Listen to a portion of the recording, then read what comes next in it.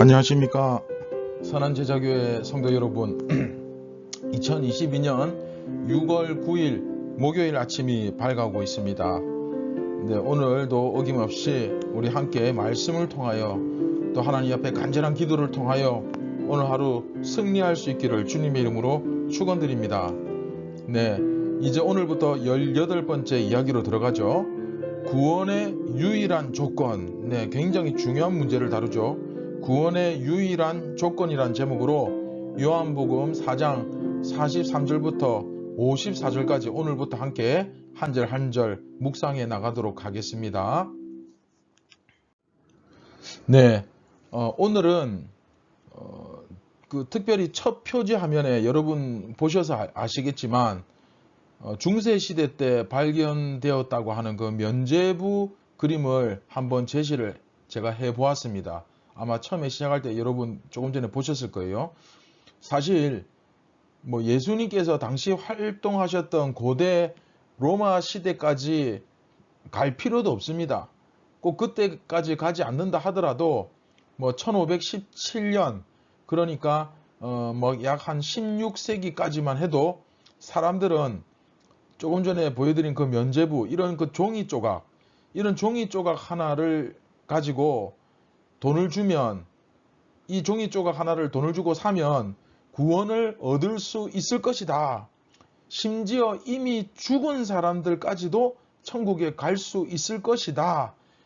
이렇게 믿었던 것을 한번 기억해 보시면서 오늘 본문을 살펴보았으면 좋겠습니다.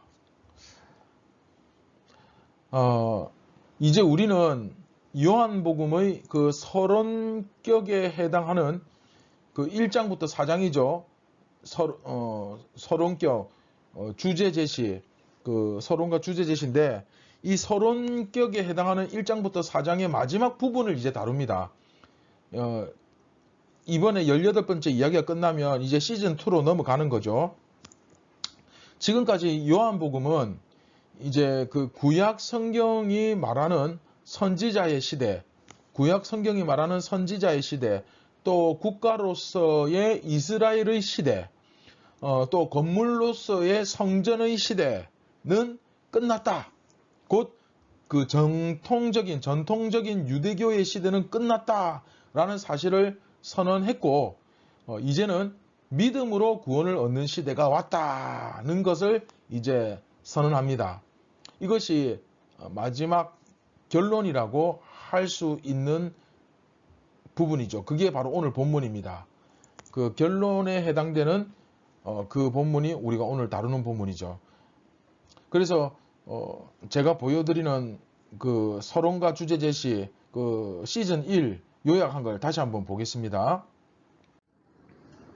자, 그 요한복음 1부 챕터 1이라 해도 되고 시즌 1이라고 해도 되고 여하튼 1장부터 4장 서론과 주제 제시가 나오는데 그 파란 글씨로 그 D 해가지고 모든 믿는 이가 구원을 받는다 돼 있죠. 이게 이제 우리가 오늘부터 들어가는 이야기입니다. 그리고 이제 챕터 2에서는 본론으로 들어가죠. 유대교와 예수님의 그 격렬한 전쟁이 이제 시작이 되는 거죠. 오늘 말씀 한번 보겠습니다.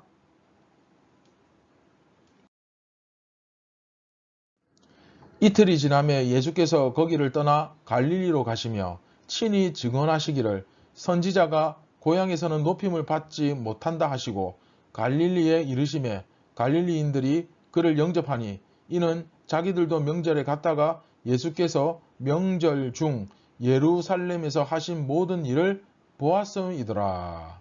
아멘. 자, 오늘 본문 말씀에서는 그 43절부터 45절을 조금 전에 읽었는데 약간 수수께끼 같은 말씀이 제시되고 있습니다.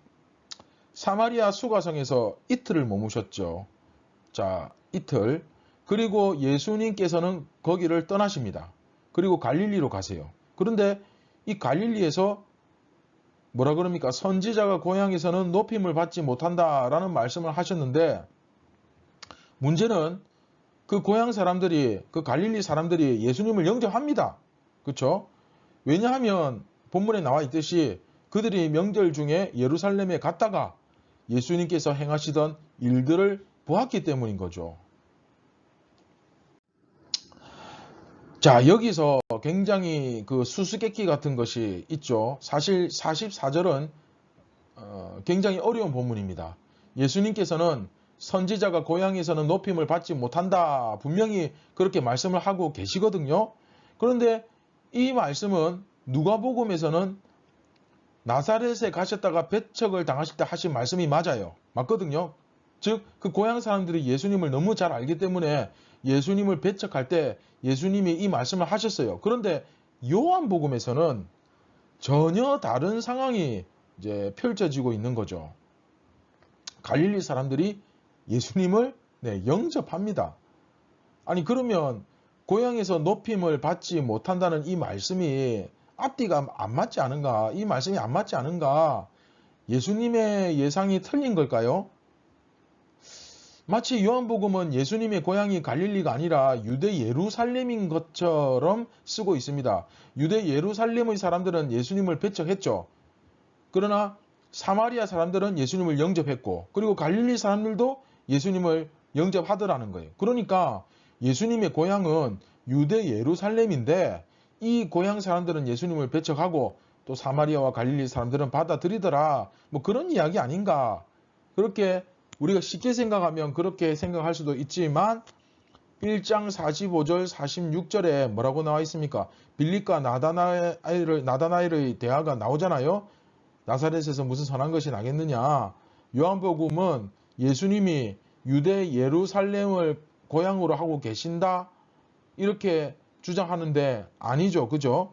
예루살렘이 고향이 아니라 분명히 나다나엘과 빌립이 이야기할 때 예수님은 나사렛 출신의 예수다라고 분명히 이야기를 했고 온 동네 사람들이 마치 다 알고 있는 사실인 것처럼 분명히 이야기를 했고 조금 전에 말씀드린 대로 나사렛에서 그쵸 무슨 선한 것이 나겠느냐 이런 대화가 오간 것이 바로 1장에 금방 앞에 1장에 나와 있는데 예수님의 고향은 유대 예루살렘이다. 네, 말이 안 되죠.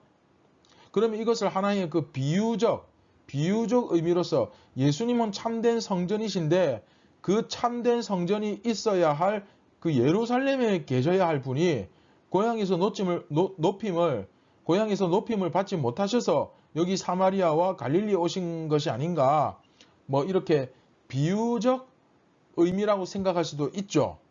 물론 여러 가지 논의가 있습니다만은 제가 보기에는 조금 지금까지 말씀드린 이런 것들이 잘 맞지 않은 것 같습니다. 억지로 끼워 맞추는 듯한 느낌이 들죠. 근데 이제 일단은 제가 볼 때는 여기서 일단 이 높임이라는 것은 십자가에 달리신 것을 의미한다고 저는 생각합니다. 왜냐하면 앞에서도 이 내용이 나왔죠.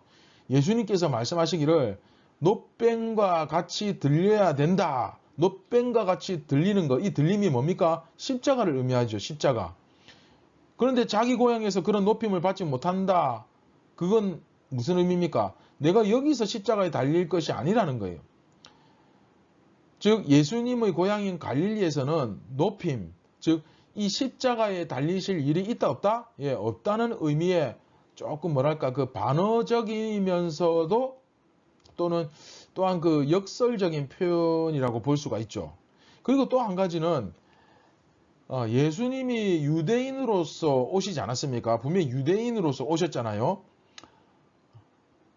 그런데 정작 예루살렘의 그 전통 유대인들은 어떻게 했습니까? 예수님을 핍박했고 오히려 사마리아인들이 예수님을 따르고 또 같은 유대인이긴 했지만 정통 유대인으로서는 여겨지지 않았던 이 갈릴리 지역의 좀 뭐랄까 헬레니즘의 영향력을 받았던 이 변방의 약간 유대인들이 예수님을 받아들였죠. 뭐 그런 의미로도 해석이 될 수 있습니다. 고향에서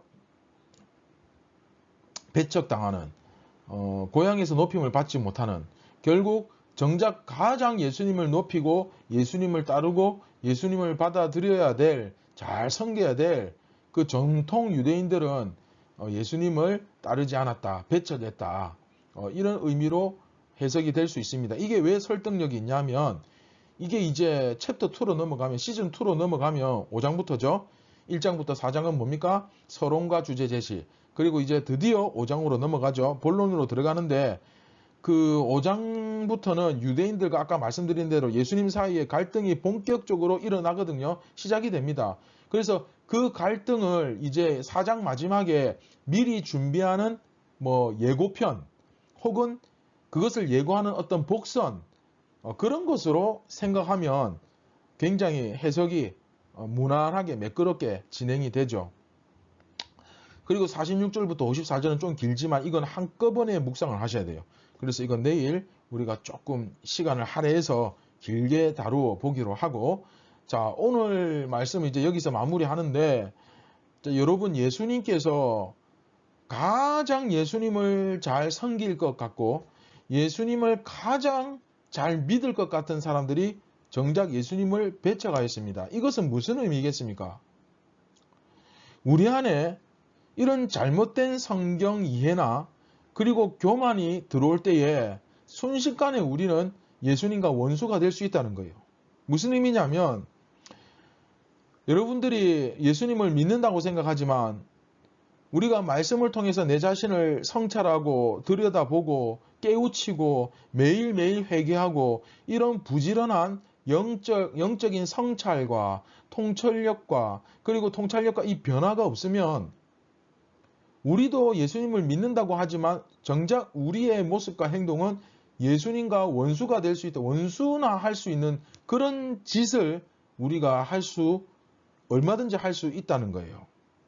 그래서 여러분 정말 나는 정말 열심히 잘하고 있다. 나는 최선을 다하고 있다. 물론 그렇게 하셔야죠. 그렇지만 은연중에 그런 생각 때문에 나는 그래도 예수님을 믿는다 하는 그런 안도감이 그것이 발전해서 결국 교만이 되고 그래서 내 안에 있는 부정한 것과 또 말씀 앞에 바로 서지 못한 모습과 또 말씀을 제대로 깨닫지 못함으로 인하여 생기는 그런 불편한 진실이나 오해가 내 속에서 켜켜이 쌓여가고 있지는 않은지 오늘 이 아침에 그것만 우리가 돌아보아도 우리는 하나님 앞에 더 가까이 오늘 이 아침에 나아갈 수 있을 것이라고 저는 믿습니다.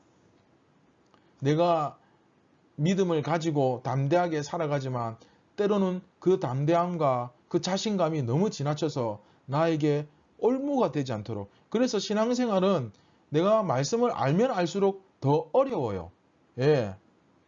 그래서 여러분 오늘 말씀을 붙잡고 딱 기도할 때에 정말 하나님의 말씀을 내가 확신을 가지고 믿되 또 바르게 잘 깨닫고 이해하고 순종하되 절대 그 선을 넘어가지 않도록 교만하지 않도록 그것이 나에게 오히려 올무가 되지 않도록 덫이 되지 않도록 하나님 조심조심 성령님과 함께 한 걸음 한 걸음 오늘도 나아갈 수 있도록 나를 인도하여 주시옵소서. 그렇게 우리가 간절히 기도했으면 좋겠습니다. 다 같이 말씀을 기억하시면서 함께 기도하시겠습니다. 하나님 아버지 감사를 드립니다. 오늘 이 아침에 나는 정말 예수님의 제자인가? 나는 정말 새 이스라엘이 맞는가?